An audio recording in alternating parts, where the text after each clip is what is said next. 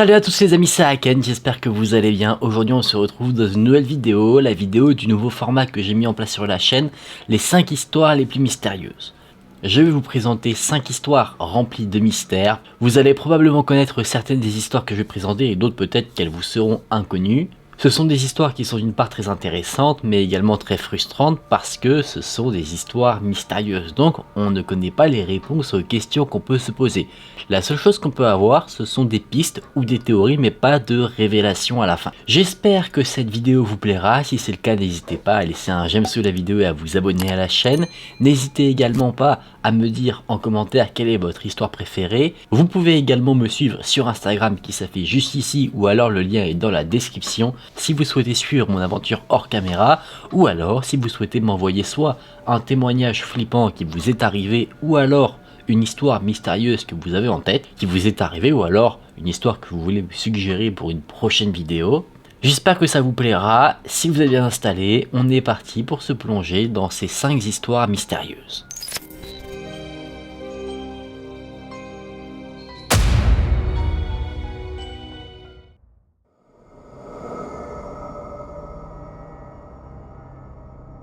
Nous sommes le 24 novembre 1971, la veille de Thanksgiving, et c'est un jour où il ne fait pas vraiment beau. C'est une journée en soi comme les autres pour l'aéroport de Portland. Un vol, partant à 16h35, est censé se rendre à Seattle. Mais à son bord, un passager très connu aujourd'hui, mais également très mystérieux, a pris place. Ce passager porte le nom de Dan Cooper, DB Cooper. Il prend place dans l'avion en direction de Seattle, un avion qui est très peu rempli, qui est composé de 36 passagers et de 6 personnels d'équipage. Cooper était très propre sur lui.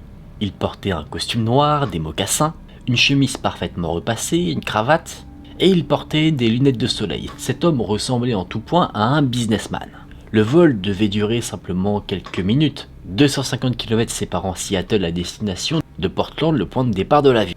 L'embarcation se passe bien, tous les passagers sont présents. L'avion prend donc la voie des airs pour se rendre à sa destination. Et seulement quelques minutes après que l'avion soit dans les airs, Cooper appelle une hôtesse de l'air. Il lui commande une boisson. Il règle le prix de la boisson et juste après ça, il lui remet une enveloppe. Dans un premier temps, l'hôtesse de l'air pense que Cooper la drague et qu'il lui a donné une enveloppe contenant son numéro de téléphone. Donc sans regarder le contenu de cette enveloppe, elle la glisse dans sa poche. Mais Cooper, remarquant ceci, lui a dit qu'elle ferait mieux de regarder quel était son contenu.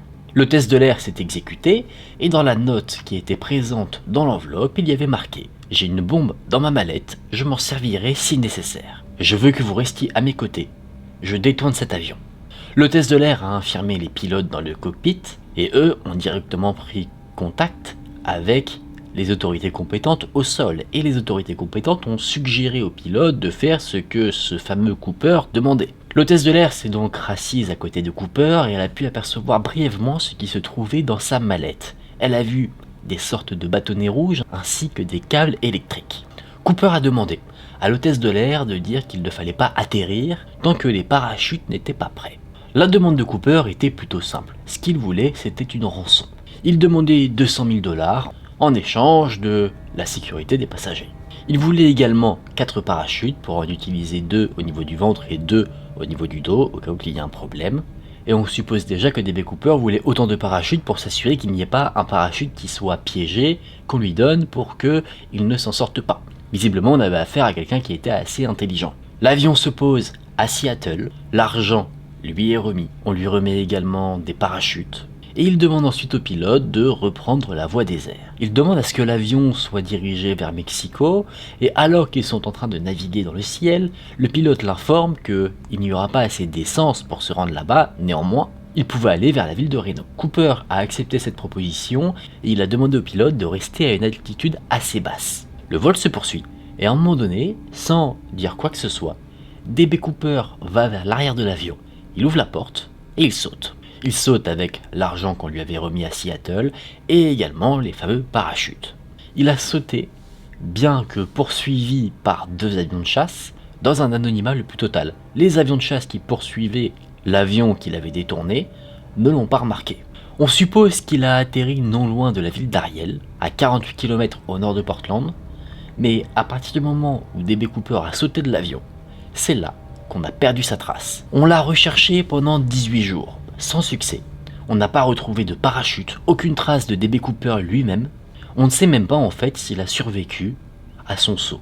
Il y a une probabilité que oui, et qu'il ait réussi à s'en sortir, qu'il ait réussi son coup, mais il y a également une probabilité qu'il s'est totalement raté et qu'il est mort rapidement. Un homme a été interrogé qui portait le même nom que notre malfaiteur, Daniel B. Cooper, mais il a été vite relâché car rien ne permettait de le lier à cette enquête.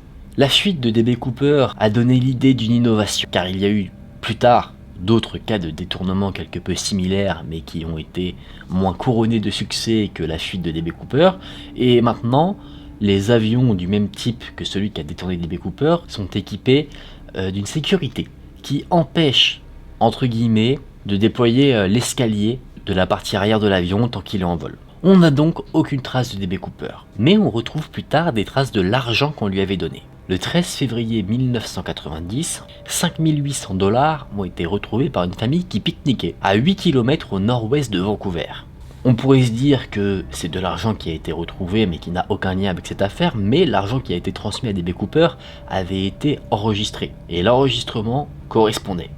L'objectif de cet enregistrement de l'argent qui a été donné, c'était de traquer DB Cooper, de savoir, on va dire, quel avait été son chemin. Sauf que là, retrouver de l'argent comme ça, un peu au milieu de nulle part, ça n'aidait en rien l'enquête. C'est assez récemment, le 12 juillet 2016, que le FBI a annoncé cesser la recherche de DB Cooper. Une recherche qui s'est conclue au bout de 44 ans, sans succès. Il y a eu plusieurs suspects assez sérieux dans cette affaire. Richard McCoy Jr., John List, mais la personne qui semble être la plus probable d'être ce fameux DB Cooper est un homme du nom de Duane Weber. Il semblerait que sa femme, veuve, a déclaré à la presse que son mari, avant qu'il ne disparaisse, lui a avoué être le fameux Dan Cooper, le pirate de l'air. Plusieurs éléments l'ont amené à penser cela, déjà les aveux, mais après cela elle a fait des recherches, elle a essayé de se rappeler un petit peu de certains souvenirs, elle se rappelait que son mari parfois faisait des cauchemars, où il parlait dans son sommeil, et dans son sommeil il disait qu'il devait faire un saut, sauter d'un avion, et qu'il avait laissé ses empreintes sur l'escalier arrière d'un avion, ce qui semble cruellement correspondre à l'histoire de DB Cooper. Elle a également retrouvé dans ses affaires un billet qui correspondait au vol Portland-Seattle, et ce fameux mari lui avait également confessé qu'il avait eu une blessure au genou suite au saut d'un avion. Duane Weber et sa femme sont également à un moment donné partis à Seattle, et il a dit que c'était un voyage très sentimental pour lui. Et à un moment donné, il a marché seul à côté d'un fleuve, ce qui semblait très bizarre pour la femme, et ce fameux fleuve était l'endroit où 4 mois après le fameux voyage, on a retrouvé les fameux 5800 $. Le FBI a pris contact avec cette veuve, et même le FBI a avoué que cet homme, Duane Weber, était le suspect le plus probable. Néanmoins, sachant qu'il était mort, il était difficile de faire vérifier vraiment cette information et d'attribuer vraiment cette affaire à cet homme qui est décédé. D'où le fait que, encore aujourd'hui, cette affaire reste un mystère. On peut donc avoir plusieurs théories. Un des autres suspects est Richard McCoy. C'est un des suspects parce qu'il a effectué d'autres détournements en donnant les mêmes instructions que DB Cooper. Sauf qu'une fois il s'est fait arrêter, de l'argent, beaucoup d'argent avait déjà été retrouvé chez lui quand on l'a arrêté. Il avait beaucoup plus d'argent que ce que DB Cooper avait demandé. Il a été arrêté pour détournement. On lui a posé des questions sur le fait qu'il était peut-être DB Cooper. Lui, il a toujours dit que non. Il a été mis en prison. McCoy ensuite a réussi à s'enfuir, et c'est alors qu'il était poursuivi qu'il a été tué par un agent du FBI avec un fusil de chasse. Il y a eu un livre disant que ce fameux McCoy était le vrai DB Cooper, parce qu'il y avait certes des similitudes. L'agent qui a également tué ce fameux McCoy dit qu'il a bien tué DB Cooper, mais voilà, il n'y a rien qui colle en fait à 100%. Là, en vous parlant d'abord de Duane Weber, vous vous êtes sûrement dit que c'était cette personne, et après en ayant entendu la version de Richard McCoy, vous vous dites peut-être, en fait c'est Richard McCoy. Donc c'est assez compliqué, il y a des similitudes dans plusieurs théories, mais rien qui colle à 100%. C'est une histoire qui fascine, parce que bien qu'on peut avoir des théories viables, on n'a pas une histoire avérée qui est présentée pour solutionner cette affaire.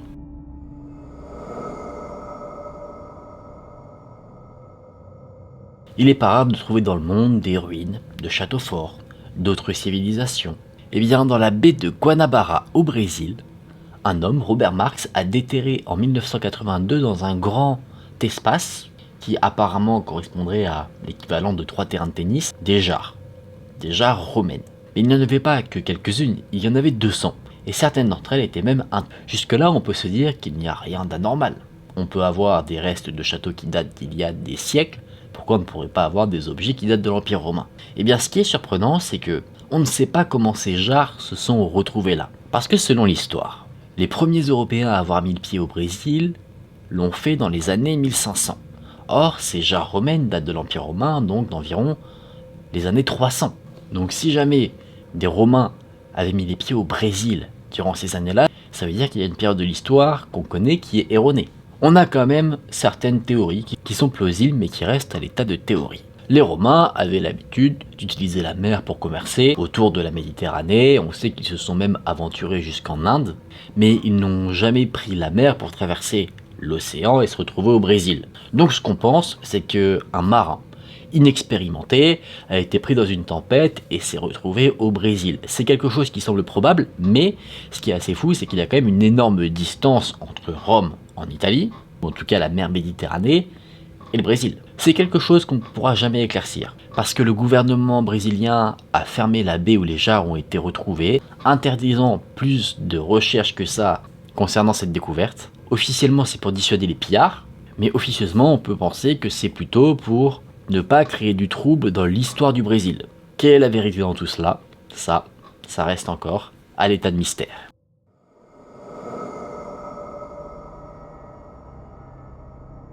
Normalement, les livres sont censés nous apporter du savoir, de la connaissance. Eh bien, il y a un livre qui apporte tout le contraire de cela.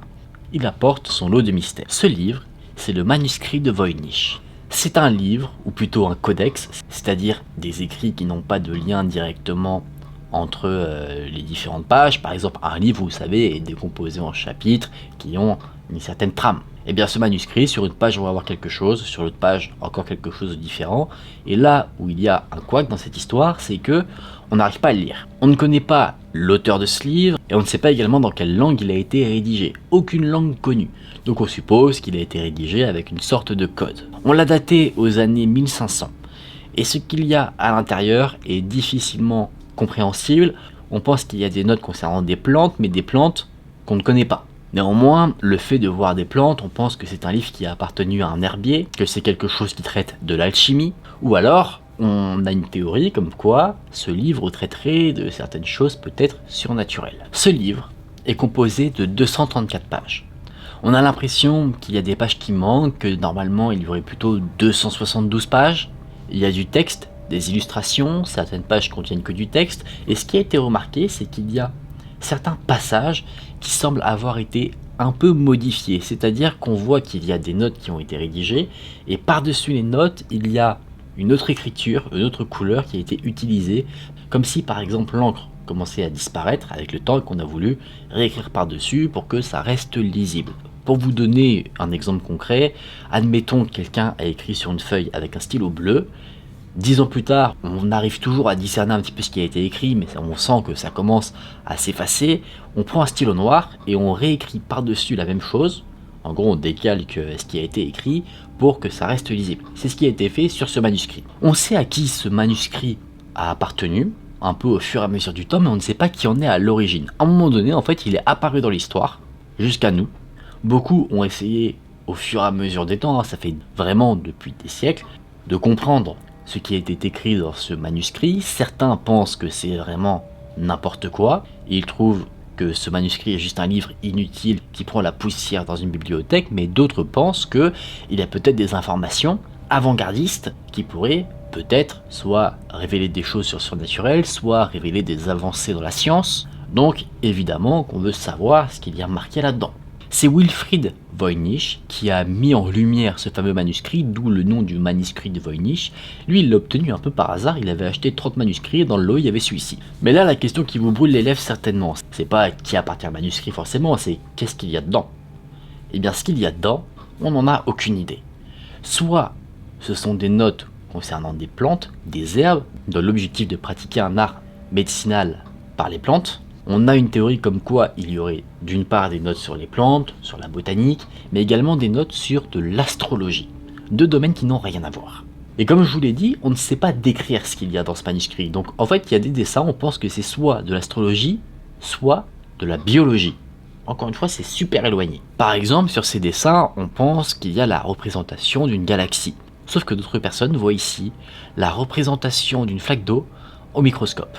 Libre à vous de voir ce que vous voulez y voir, de toute manière, il n'y a pas de bonne réponse pour le moment. Autre théorie, on pense que les notes dans ce manuscrit servent à la préparation de médicaments, ce qui était assez avant-gardiste pour l'époque. Mais voilà, personne n'est trop convaincu par cette théorie-là. Donc voilà, vous savez tout sur ce fameux manuscrit de Voynich. On n'a pas réussi à le décoder, on n'arrive pas à savoir si le code utilisé est un mélange de plusieurs langues. Est-ce que c'est un code unique qui a été créé par son auteur? On ne sait même pas dire qui est l'auteur pour essayer derrière de déchiffrer le code.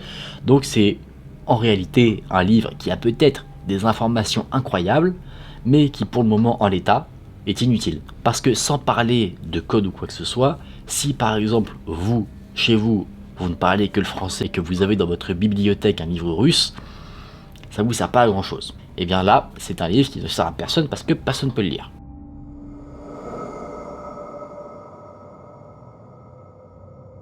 Dans cette affaire mystérieuse-là, on va parler vraiment de choses concrètes. Un peu de contexte. George Soder était un Italien qui a immigré vers les États-Unis. Il a migré avec son frère et il voulait s'installer un petit peu avant de faire venir sa famille. Il a fait différents métiers, il a même lancé son entreprise de transport qui a connu un assez bon succès. Et il a rencontré une autre immigrée italienne qui est venue aux États-Unis, Jenny, qui est devenue sa femme. Ensemble, ils ont vécu à Fayetteville. Ils étaient assez connus dans la ville de par l'entreprise qui prospérait de George, l'entreprise de transport. Et ils ont eu ensemble, non pas un ni deux, mais 10 enfants. George était décrit comme quelqu'un qui savait très bien gérer ses affaires, mais qui n'avait également pas sa langue dans sa poche. Il avait des idées très précises concernant un certain dictateur, Mussolini, et il n'hésitait pas à dire ce qu'il pensait de lui, à qui voulait bien l'entendre. En octobre 1945, George Soder a reçu la visite d'une sorte de courtier en assurance.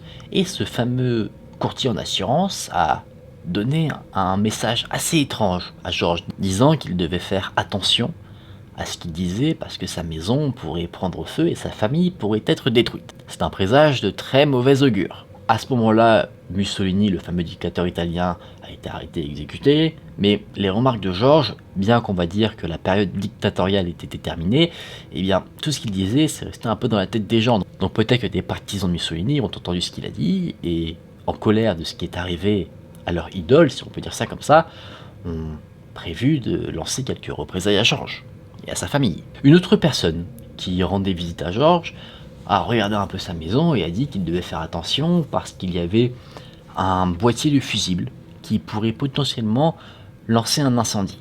En tout cas, on a toujours des présages vis-à-vis du feu. George ne s'inquiète pas plus que ça parce que la compagnie électrique qui a installé ces fameux fusibles a dit qu'il n'y avait aucun problème, mais encore une fois, on a un détail assez troublant plus tard, c'est que juste avant la période de Noël, le plus vieux des fils de la famille Soder a dit à George qu'il avait vu des voitures étranges garées devant la maison. Et ceux qui étaient dans cette voiture regardaient les enfants rentrer de l'école. Plusieurs éléments qui semblent assez étranges. Quoi qu'il en soit, on avance au 24 décembre 1945. Marion, la plus vieille des filles de la famille, rentrait de son travail au magasin et elle a surpris 3 de ses jeunes sœurs, Martha, Betty et Jenny, jouer avec des cadeaux qu'on leur avait faits, que elles-mêmes leur avaient fait.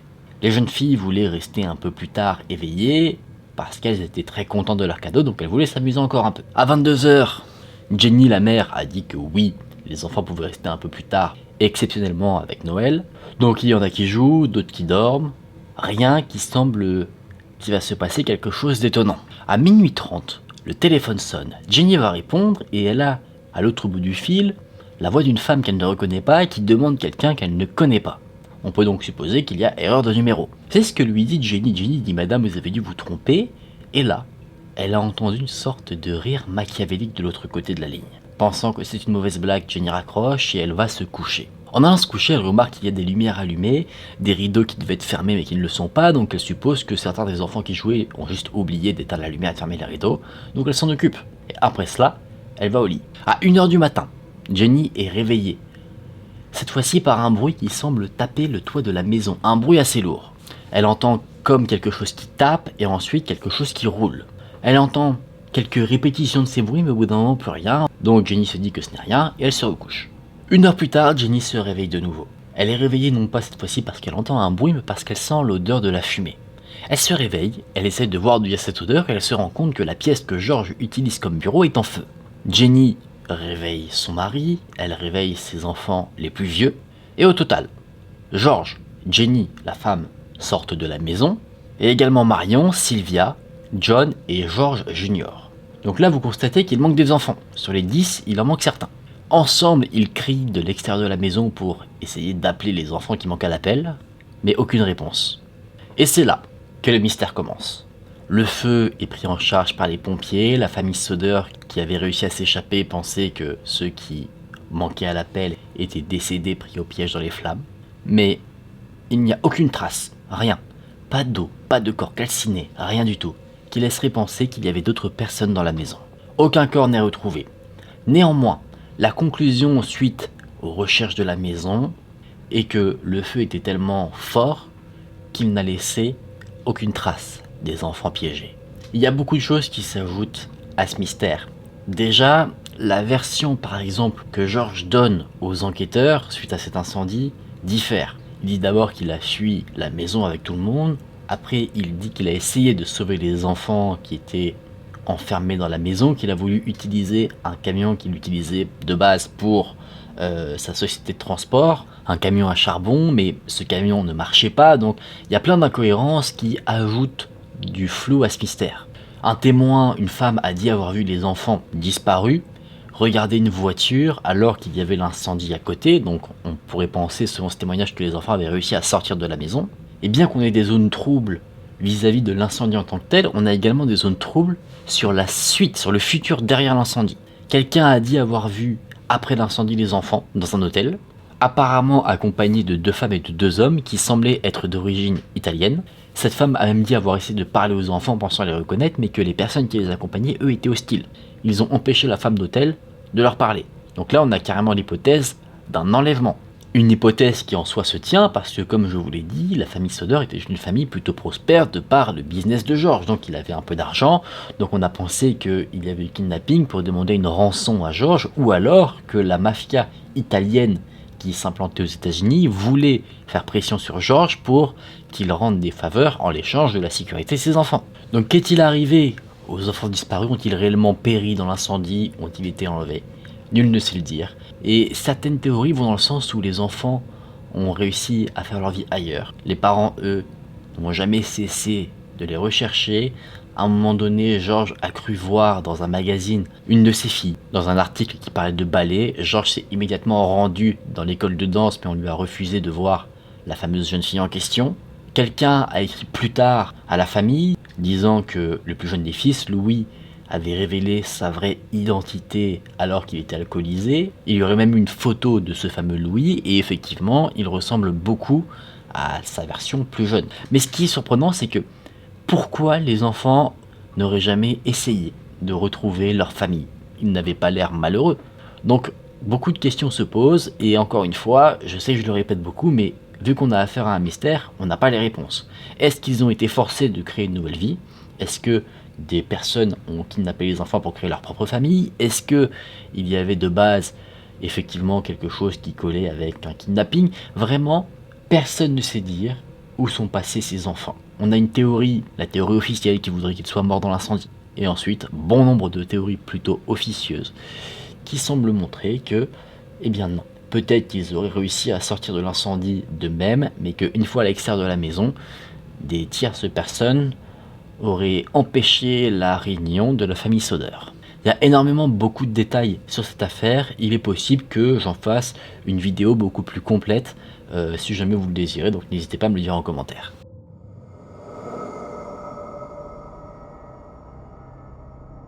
On va terminer avec Paula Walden.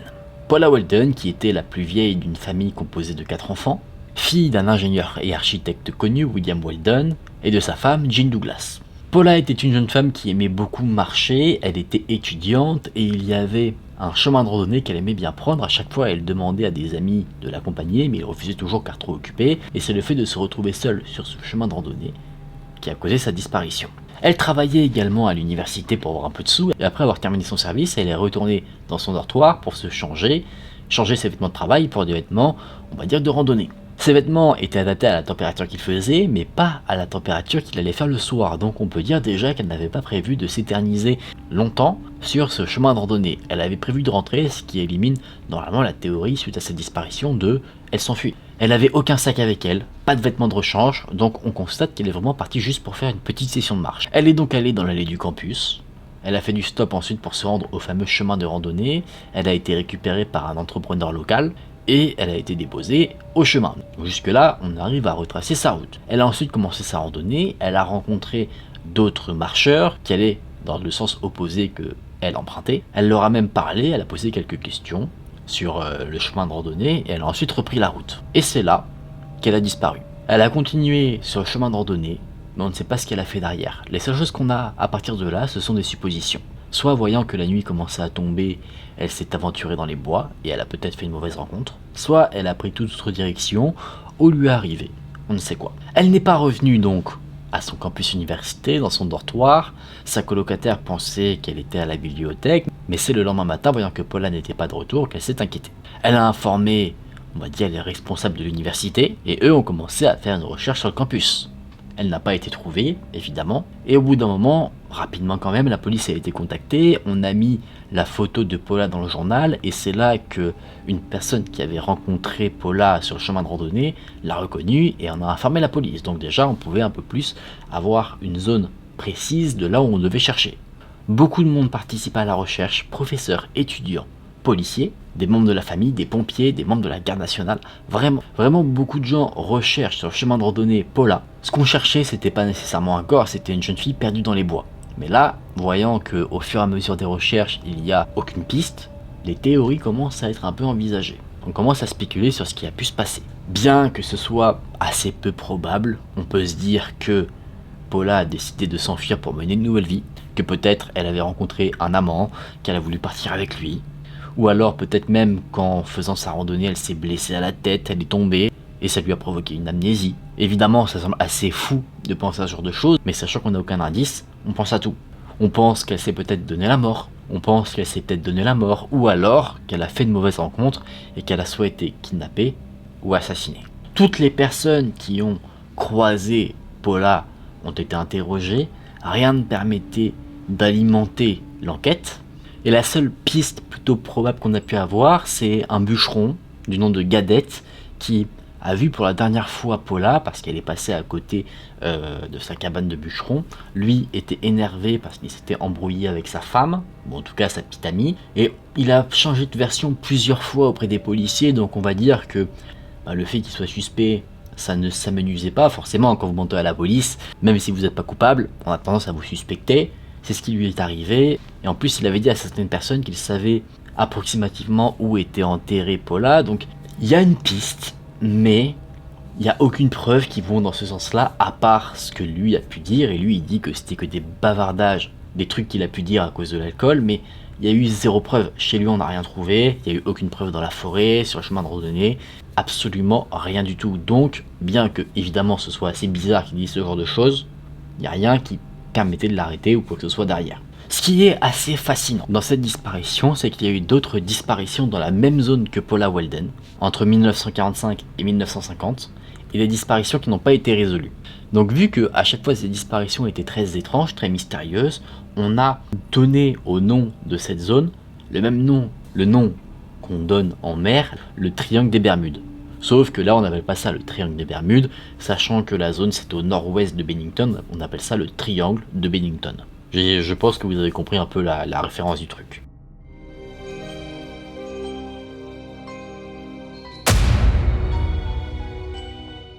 Et voilà les amis, on en a fini pour ces 5 histoires mystérieuses. On avait pas mal d'affaires de disparition. Après, c'est sûr que c'est très compliqué de rentrer dans les détails. J'ai pas forcément voulu aller trop dans les détails parce que de toute manière, il y avait des détails qui n'ajoutaient en rien en fait à l'histoire. Moi, je vous donnais vraiment le contexte et ce qui s'est passé.